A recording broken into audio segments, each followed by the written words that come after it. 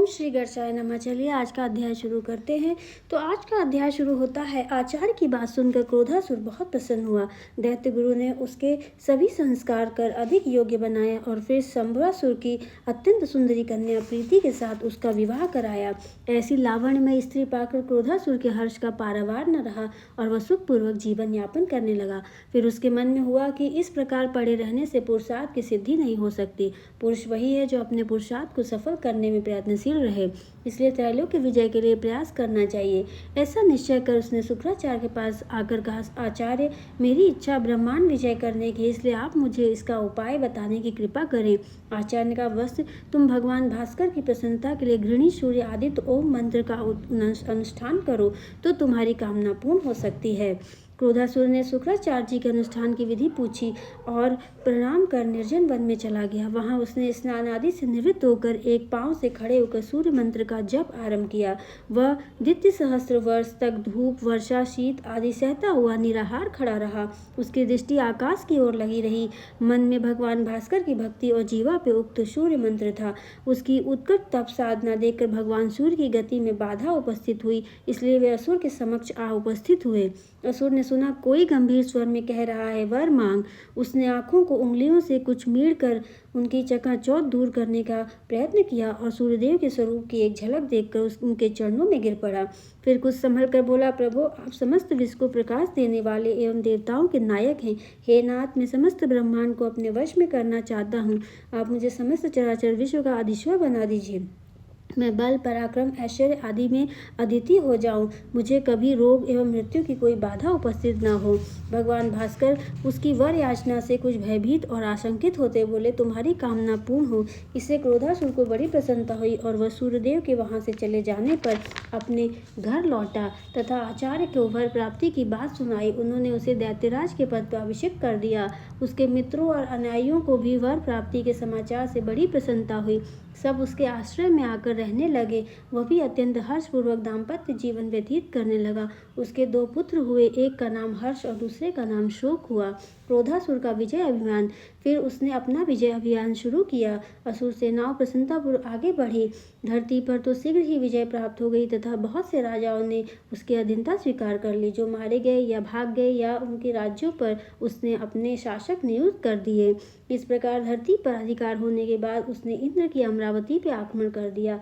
वहां विजय प्राप्त होने पर उसने बैकुंठ और कैलाश पर भी अधिकार कर लिया। फिर उसने सूर्यलोक पर भी विजय प्राप्त करने की इच्छा से अपना एक दूत वहां भेजा। सूर्यदेव उसे स्वयं ही वर प्रदान कर चुके थे, इसलिए अब क्या कर सकते थे। उन्होंने तुरंत ही अपने लोक का त्याग कर दिया। इसके पश्चात दुखित हुए समस्त देवताओं ने लंबोदर गणाध्यक्ष की उपासना आरंभ की। उनकी परम भक्ति देखकर भगवान गणेश्वर प्रकट होकर बोले, देवताओं, क्या चाहते हो। देवताओं ने क्रोधासुर के अत्याचार की बात बताकर उसने रक्षा की प्रार्थना की। तब भगवान लंबोदर ने उन्हें अभय प्रदान किया, जिससे देवता और ऋषि मुनि आदि निश्चित हो गए। तब आकाशवाणी द्वारा क्रोधासुर को विदित हुआ, भगवान लंबोदर ने देवताओं को अभय दे दिया है, वे समस्त असुरों का नाश कर देंगे। दैत्यराज घबराया। उसने अमात्यों से परामर्श किया। साथ ही दैत्यों ने उसे धीरज बंधाते हुए कहा, राजन, आप चिंता न करें, आप समस्त ब्रह्मांड के अधीश्वर हैं। एक बेचारा लंबोदर ही क्या कर लेगा आपका। हमें आज्ञा दीजिए कि हम उसे मार डालें अथवा पकड़कर आपके सम्मुख उपस्थित करें। उनके वचन सुनकर दैत्यराज बहुत प्रसन्न हुआ और उसने अपनी विशाल सेना की तैयारी का आदेश दिया। उधर देवताओं के साथ लंबोदर भगवान की सेना आगे बढ़ी चली आ रही थी। सभी ओर उसकी सूचना दे दी गई तो दैत्य सेना ने राज्य की सीमा पर ही उसका सामना किया। क्रोधासुर स्वयं ही रण क्षेत्र में पहुंचा। उसने देखा कि सामने लंबोदर खड़े। उनका विचित्र वेश है, मूषक पे आरूढ़ हाथी का सा मुख, 3 नेत्र, लंबा उदर, नाभि में शेषनाग लपेटे हुए हैं। वह क्रोधपूर्वक बोला, यह क्या स्वांग बना लाए हो। लंबोदर बोले, अरे मूढ़, तुझे अभी ज्ञात हो जाता है इस स्वांग का रहस्य क्या है। दोनों ओर से घोर युद्ध आरंभ हुआ। दोनों ओर के वीर सेना मारे जाने लगे थे, किंतु बाद में असुरों का ही अधिक संहार होने लगा। क्रोधासुर के अत्यंत महाबली सहायक जृंभ, माल्यवान, रावण, कुंभकर्ण, बलि एवं राहु आदि वीर मृतप्राय हुए धरती पर जा गिरे। और यह देखकर क्रोधासुर बहुत क्रोधित हुआ और लंबोदर से बोला, अरे मूर्ख जंतु, तू मुझ ब्राह्मण विजेता से युद्ध करके जीत की आशा करता है क्या। तेरी बुद्धि नष्ट हो गई है। देख, यदि तू अपनी कुशल चाहता है तो मेरी शरण को प्राप्त हो, अन्यथा तेरा लंबा पेट एक ही बाण के प्रहार से विदीर्ण कर दूंगा। भगवान लंबोदर ने उसकी बात सुनकर अट्टहास किया और फिर बोले, दुष्ट दैत्य, तू इस प्रकार की बकवास मत कर। मरने की इच्छा क्यों करता है। तो मैं तेरे जैसे असुरों को ही खोजता फिरता हूँ और तुझे मारने के लिए ही यहाँ आया हूँ।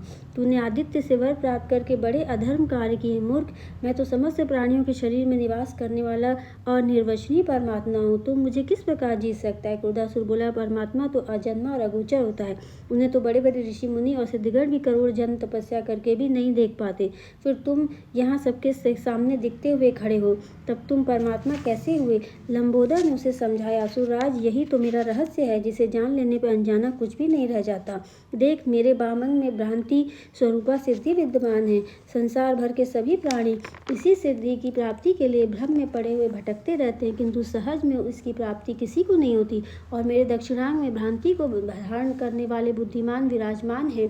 यह चित्त स्वरूपा है, इसके 5 भेद है, इसमें पंच भ्रांतियां निहित है। मैं इन दोनों सिद्धि का ही स्वामी हूँ। अनेक प्रकार के रूपों वाला यह संसार और ब्रह्म सदैव मेरे ही उदर में स्थित रहते हैं, इसलिए ज्ञानी जन मुझे लंबोदर कहते हैं। यह समस्त संसार मेरे ही उदर से उत्पन्न हुआ है, मेरे ही द्वारा पालित होता और अंत में मेरे ही उदर में लीन हो जाता है।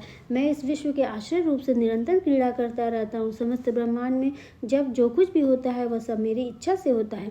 मुझे ब्रह्मा जानते हैं, देवगुरु बृहस्पति और दैत्यगुरु शुक्राचार्य भी मुझे भले प्रकार जानते हैं। वस्तुतः मेरे लिए देवता और दैत्य दोनों ही समान है। मैं तो न तो दैत्यों को मारना चाहता हूँ न देवताओं को। सभी को अपने अपने धर्म में स्थित देखने की इच्छा रखता हूँ और मेरी इच्छा का उल्लंघन कोई नहीं कर सकता। इसलिए तुम अपना श्रेय चाहते हो तो मेरी शरण में आ जाओ, अन्यथा तुम्हारे वध को भी कोई रोक नहीं सकता है। क्रोधासुर की समस्त शंकाओं का समाधान हो गया और तब वह उनके चरणान बिंदु में गिरकर क्षमा मांगने लगा। यह देख के कृपालु लंबोदर प्रसन्न हो गए और उन्होंने दैत्यराज को कृपापूर्ण दृष्टि से देखा। उससे भी गदगद कंठ से उनकी स्तुति की और सुदृढ़ भक्ति याचना करता, प्रभु मुझ अज्ञानी एवं क्रोधान मूर्ख को क्षमा कर दीजिए। लंबोदर प्रभु ने कहा, दैत्यराज, अब तू क्रोध मोहादि से कभी भी अभ्युत नहीं हो। तू भगवान शंकर के अंश से उत्पन्न होने के कारण भी कम महिमा वाला नहीं है। तेरे हृदय में मेरी सुदृढ़ भक्ति सदैव बनी रहेगी। अब तू देवताओं, मनुष्यों आदि के राजादि को उन्हें लौटा दे और अपने ही वैभव में संतोष करने वाला हो। तेरी प्रीति अधर्म में कभी न हो तथा पृथ्वी को छोड़कर पाताल में निवास कर। क्रोधासुर ने भगवान लंबोदर की आज्ञा का तुरंत पालन किया और वह उसी समय उन्हें प्रणाम कर पाताल लोक को चला गया। यह देखकर सभी देवता, ऋषि मुनि आदि लंबोदर का स्तवन करने लगे। माया कर का उत्कर्ष एवं संहार। सूत जी बोले, हे शौनक, भगवान लंबोदर की एक प्रसिद्ध कथा और भी है, तुम्हारी भक्ति देखकर उसे भी कहता हूँ। तो हमारी कथा आज यहीं पर समाप्त होती है और मैं आशा करती हूँ आपको आज की कथा अच्छी लगी होगी। अगर आपको आज की कथा अच्छी लगी तो हमारे चैनल को लाइक करें, शेयर करें, सब्सक्राइब करें और कमेंट बॉक्स में भी बताएं कि आगे आप और कौन सी कथा सुनना चाहते हैं। मैं वैसी ही और कथाएं लेके आपके लिए आऊँगी। तब तक के लिए आप सभी का दिल से बहुत बहुत धन्यवाद। और अपने कमेंट बॉक्स में ज़रूर, मेरे कमेंट बॉक्स में आप अपने कमेंट ज़रूर भेज दिया कीजिए, ताकि मुझे और भी मोटिवेशन मिले और अच्छी अच्छी चीज़ें मैं लेके आया करूँ। तब तक के लिए आप सभी का दिल से बहुत बहुत धन्यवाद।